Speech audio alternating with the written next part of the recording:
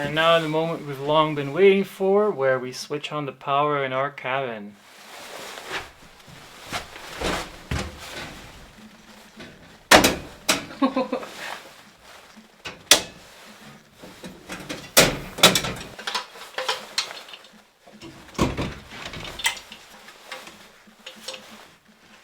Power is on. So as you guys can see, we have decided to go on the grid for power with our cabin. And we decided that last summer we had a outdoor contractor come in, dig a trench for us from here, which is our power pole at the street line, up to our cabin. And then we had an electrician put in the pole, the whole installation here, and the power company put in the meter. So we definitely wanted the wires to be underground, especially because there's so many trees. If a branch falls down, or there's just a lot of chance of damaging wires when they're high up in the air. Yes. And also, we don't like the look of wires everywhere. No. So it's quite nice that even this pole is kind of in between the trees, so we don't really see this. We're not really looking at the wires the whole time. So yeah, great. definitely turned out better than expected. That Yes. this pole is nicely hidden between some other trees. And the power company had no problem with the hookup. We didn't have to trim anything back. So that was a nice surprise too. So we'd like to talk about why we chose to build our cabin on the grid instead of off the grid. So when we just started building, we weren't connected to the electricity, and we did charge all of our power tools and equipment with these solar panels and this fantastic thing, the Jackery, which we really like, and we still use it in the camper. Yes. But what we... And if you don't know what the Jackery is, it's an all-in-one solar charger, battery, and inverter. So it gives you both 12 volt DC and 120 volt AC outlets.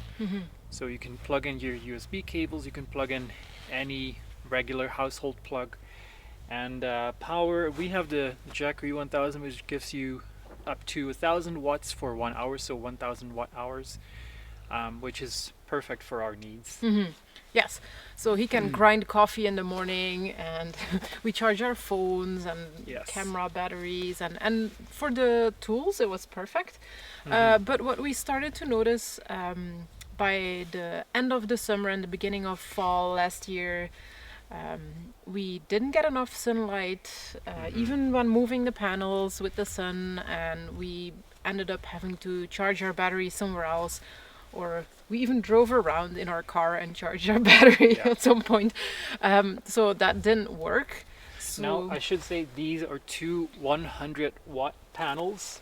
So in optimal circumstances, they would give us a total of 200 watts coming into the Jackery.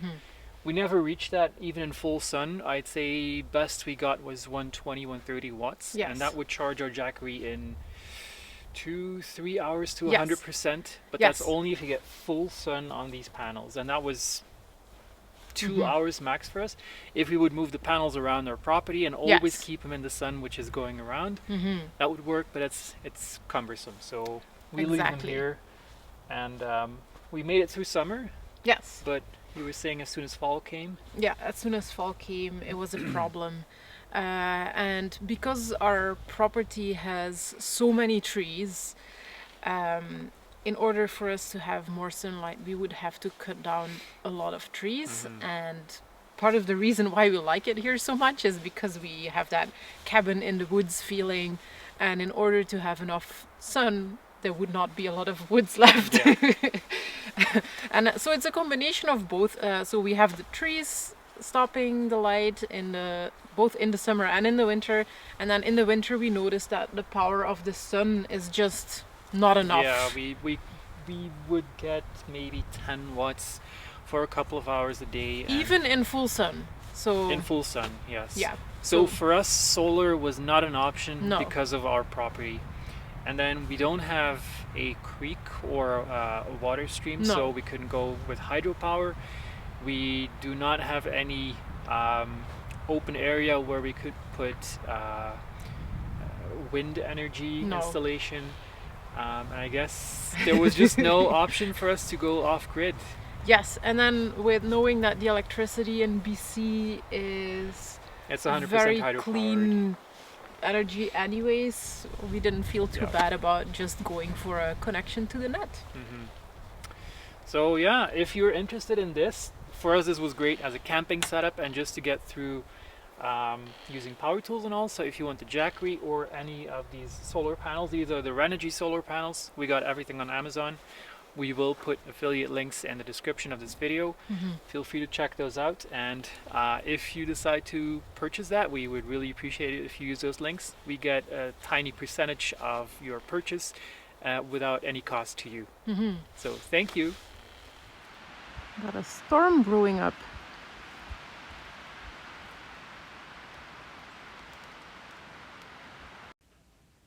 It's raining outside, but Jean doesn't seem to mind.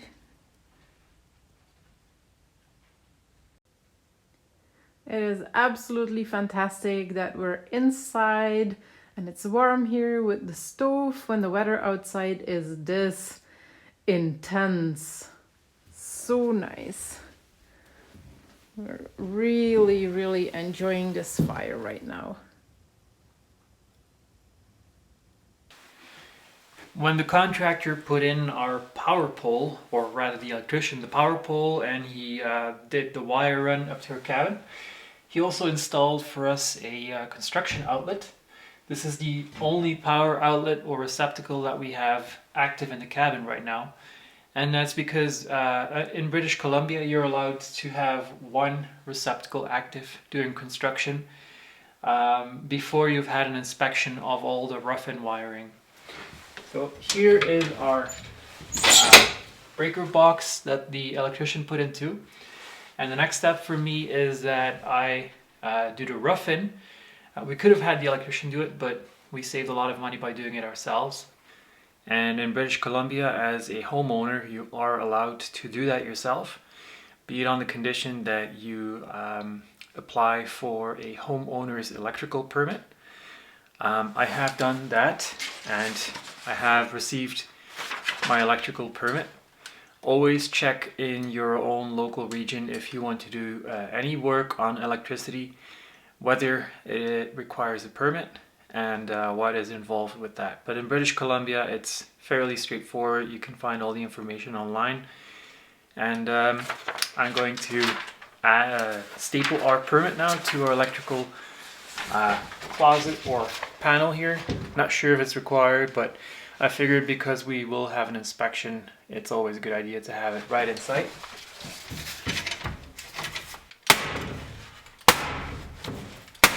There you go. And then when it comes to the inspection, we in British Columbia have two inspections. The first one is called a roughen inspection, and that is when the walls are still open, so that the inspector can check how you have drawn the wires throughout your structure and if everything is correct with that. Once you get an approval on your roughen inspection, you are allowed to close your walls. So in our case, insulate, vapor barrier, put the drywall on. And then the inspector comes back and he will check how you have connected all of the receptacles, or as they're commonly known, the outlets, how you have connected your light fixtures, your switches, and all of that, and give you the final okay if everything's in order. And that's when the power company is allowed to connect the electricity to your structure or your premises. So in our case, electrician has added a switch at the power pole, and that allows me to switch off the electricity there instead of calling the power company to remove our meter, because the inspection does require that your electricity is fully disconnected. In our case, it's just the flip of a switch. Otherwise, you can get in touch with your power company to remove the meter, because that's the only way to guarantee that no power reaches your main panel. So in our case, we are good to go ahead.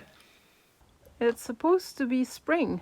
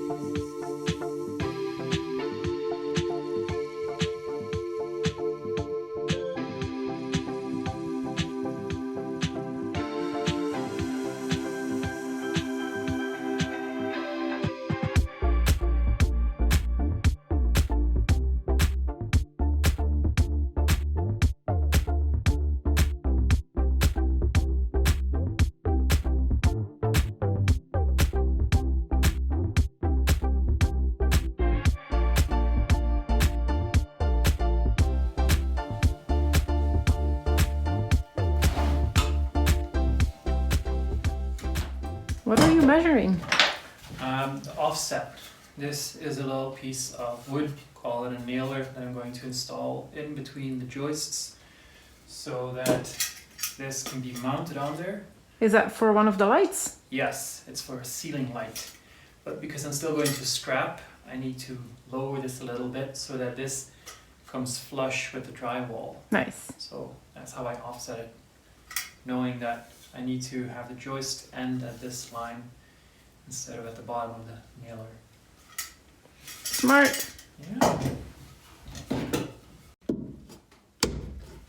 You want a hammer? No.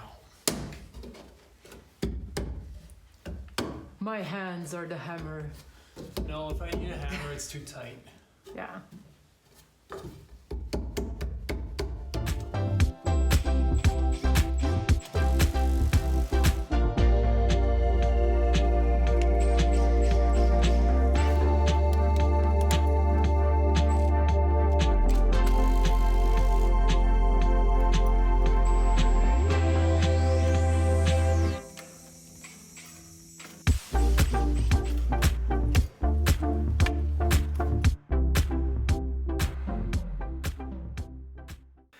I have finished installing all of the receptacles and the light fixed or the light boxes.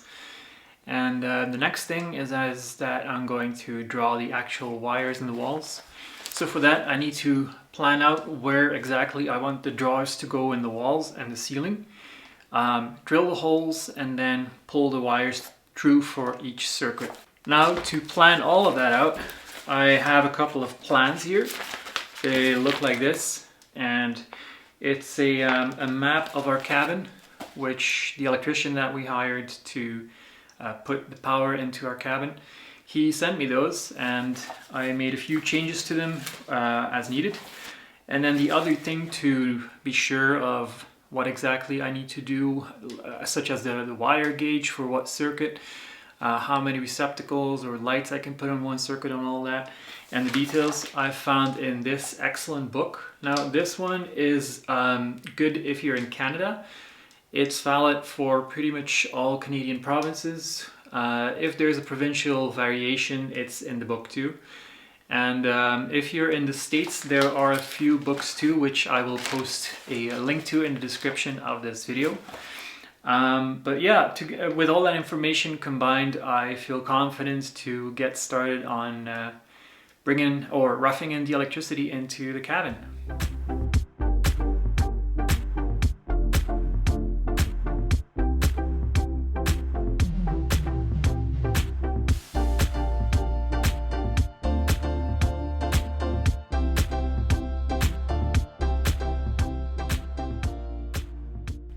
So here's a look at what I'm doing. I'm using these schematics to look at where exactly in the cabin I need to drill through the joists. Say for this line here, which is the light to the switch, it requires that it goes through the joists. So I'm looking at the best way, because I want to keep my lines as short as possible for the electricity. And yeah, it's a lot of mapping out in the cabin here.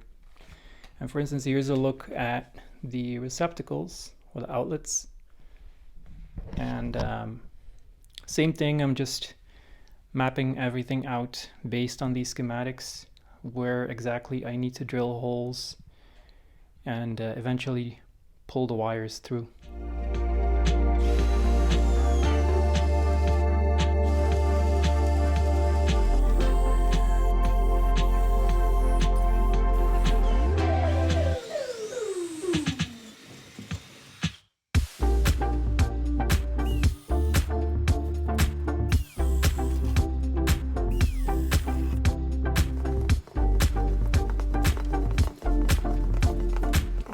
You can lubricate your drill bit with soap.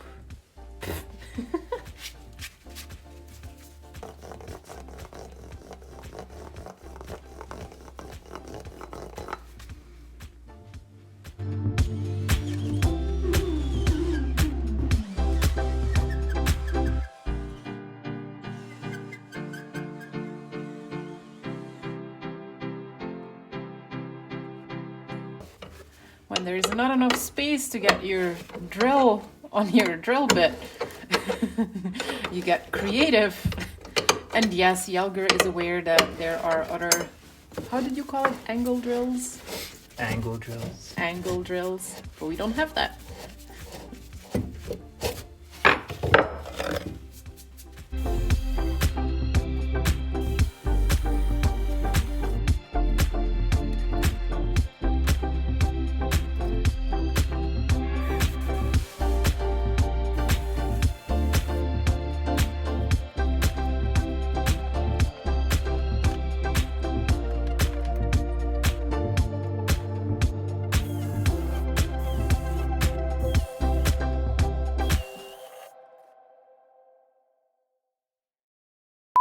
We will have a fan because we're fancy.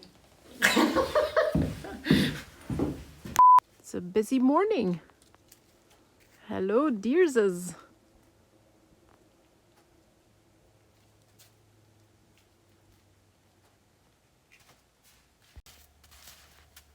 None of these deer are Jane. They're all a little scared of me.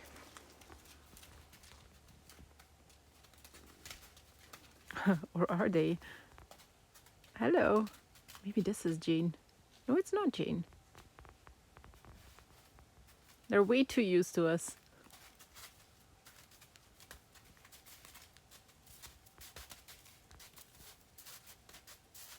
Hi.